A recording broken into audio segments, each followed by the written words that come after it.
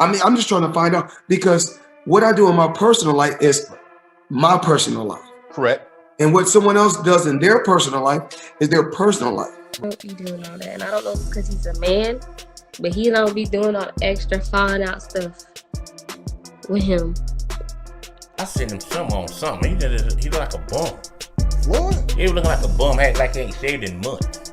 Oh yeah, I seen it too. There's no way this man is broke. There's no way. Yeah. If he is, I don't know where the money went to. Exactly. You know what? Yeah, what y'all say earlier. Floyd Mayweather Jr.'s daughter has now joined Shannon Sharpe in raising questions about his current financial situation. Sharpe recently sparked debate on Undisputed, where the Hall of Fame tight end and outspoken sports analyst openly criticized Mayweather's complicated and often contradictory relationship with money and debt. He saw other greats. Joe Louis had this problem. Sugar Ray Robinson had to come out of retirement in 55 to settle. Floyd Mayweather Jr. has been through this before, Shannon Sharpe said on air, pointing to the boxer's previous $6 million IRS debt. What is it that you don't understand? I'm even more disappointed because you're on Instagram and Twitter flaunting your wealth, showing stacks and stacks of cash, living large, yet you won't pay people what they're owed. Sharpe's tone wasn't speculative. It was a direct hit at Mayweather's carefully crafted image of untouchable wealth.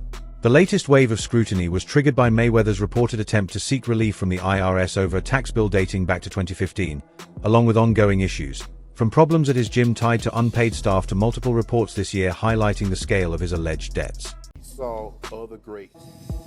Joe Louis had this problem. Sugar Ray Robinson had to come out of retirement in 55 to settle a debt with the IRS, and even Mike Tyson. But what's so disappointing with me, Skip? Floyd Mayweather has gone through this before. What is it that you don't get? And I'm even more disappointed because you're on Instagram and on Twitter flaunting your opulence. According to legal filings, Floyd Mayweather Jr. claims he holds significant assets but says most of them are restricted and largely illiquid. His legal team also stated that he expects a major liquidity event within the next 60 days that would allow him to settle his obligations. Then came Iona Mayweather, who added her own spin to the story on Instagram. On the surface, her message looked like a bold celebration of her father's independence, but it may have unintentionally reinforced the very doubts critics like Shannon Sharpe have been raising. It left many wondering, was it all just smoke and mirrors?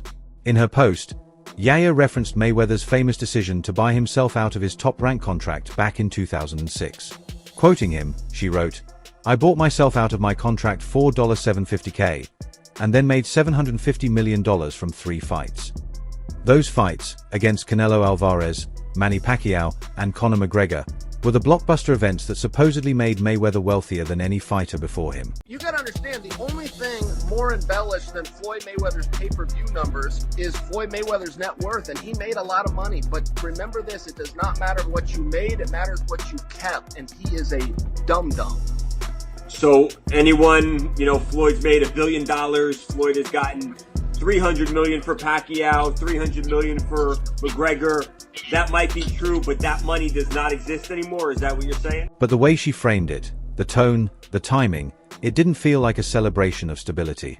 It felt more like an unintentional revelation. To Iona Mayweather, it painted a picture that Floyd Mayweather Jr. never built wealth in the traditional sense. Instead, he bet on himself, calculated, high-stakes risks, and for years, he kept winning. He won again and again. But now, with the fights gone and the spotlight dimming, the system appears to be under pressure. To many observers, Mayweather never owned a financial machine, he was the machine. And that machine only generated wealth as long as it kept moving, fighting, spending, and circulating money like a high-stakes casino. That he's not sure he wants to fight anymore. And I think he's saying what he really believes. That doesn't mean that he won't fight. See, so I had lunch with some guy who knows Floyd. He's not that he's in the inner circle, but he knows him. And he said Floyd only likes to fight and wants to fight when he's broke. If he has money, he don't want to fight. His real estate holdings, his strip clubs, and his luxury car collection have all been viewed by critics as part of a larger illusion. In their eyes, nothing about Floyd Mayweather Jr.'s empire was ever truly built for long-term stability. And Iona Mayweather's subtle reminder, That defining gamble which became his brand almost feels like a quiet admission. It all started with a risk. Not a structured plan, not a lasting legacy, just a bet. Money Mayweather. It's who he is. I've always thought that he's a horrible person, and this is every bit of people. Leonard Ellaby, Floyd Mayweather Jr.'s longtime business partner and former CEO of Mayweather Promotions, has reportedly been linked to the leak of financial documents suggesting that Mayweather may be dealing with mounting debts. Stop embarrassing yourself with these exhibitions. I know life is hard, I know life is expensive, but come on, dude, put your legacy first. Nobody wants to remember you like this. And it gets worse, your jeweler filed a lawsuit against you in Miami. And many are saying you're gonna have to sell off your assets. I hate seeing— While those documents haven't been independently verified or widely circulated, they've only intensified the growing controversy. Rumors of debt, illiquidity, and overextended assets continue to surface, each one pointing in the same troubling direction for Floyd Mayweather Jr.'s financial standing. Did Logan ever get paid with the situation with Floyd Mayweather? Not yet. Floyd Mayweather's broke. You know, that's what a lot of people don't realize. There are also reports suggesting that Floyd Mayweather Jr.'s lifestyle hasn't slowed down. He still showcases stacks of cash like trophies, still travels like royalty, and continues to give interviews where he claims to be earning 7 figures a month from investments. But the real question remains, where are these investments? Are they tangible and sustainable?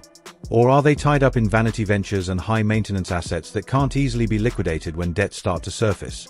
Steer you however we want. Hop on for the ride and shut up. Instead of shutting up, I make fun of him on social media and let everyone know that he doesn't have any money. I kind of joke and I'm facetious and I point the finger at Floyd. Well, I don't know if it's his fault. Maybe a little bit, but something tells me Floyd doesn't control where the money goes. Or maybe he does. I don't know. And I don't really care. I just want my— Shannon Sharpe isn't buying it.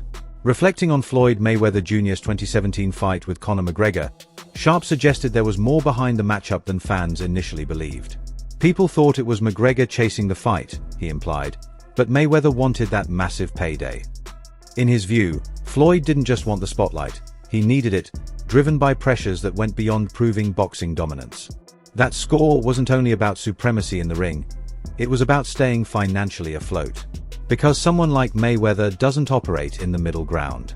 He's either at the very top or fighting his way back there. And in that relentless pursuit of greatness, traditional wealth management simply doesn't apply. You don't quietly save when you're flying private jets and placing 6-figure bets.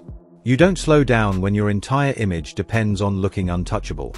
But eventually, even that kind of momentum runs into reality, and the truth has a way of catching up. Money's really gone. Yeah, that's what you think. It's get the money, spend the money. All that money. And it's been 2 years. So is it just his overhead is so high on a day-to-day, month-to-month? Like I don't even want to talk about it. Like with the lifestyle, that money's gone. Trust me. Now it's like you call him, he'll be at your local hosting in a nightclub because you need that action right now. Do you think he should step back in? The documents, the legal filings, the cryptic social media posts, even Iona Mayweather's nostalgic callback to the moment her father gambled it all, feel like flashes of reality breaking through the illusion. This isn't just a story about a man facing money problems. It's about a man whose entire legend was built on taking massive risks and making even bigger moves. And now, it feels like time is catching up. At the same time, Floyd Mayweather Jr. can't seem to escape his long-running feud with former friend turned rival 50 Cent. Their conflict dates back to their very public fallout in 2012. According to 50 Cent, while Mayweather was serving time, he stepped in to support Mayweather Promotions, claiming he invested nearly $2 million to keep the business afloat. But when Mayweather was released, the situation turned sour. 50 Cent believed he was owed that money back, while Mayweather disputed the claim, arguing that he never asked for the investment in the first place. That disagreement ignited a feud that's still alive today. And now, with tensions resurfacing, 50 Cent appears to be circling back, using Mayweather's recent situation to take another shot. The implication is clear, and it hits harder than ever. What if the money really is gone?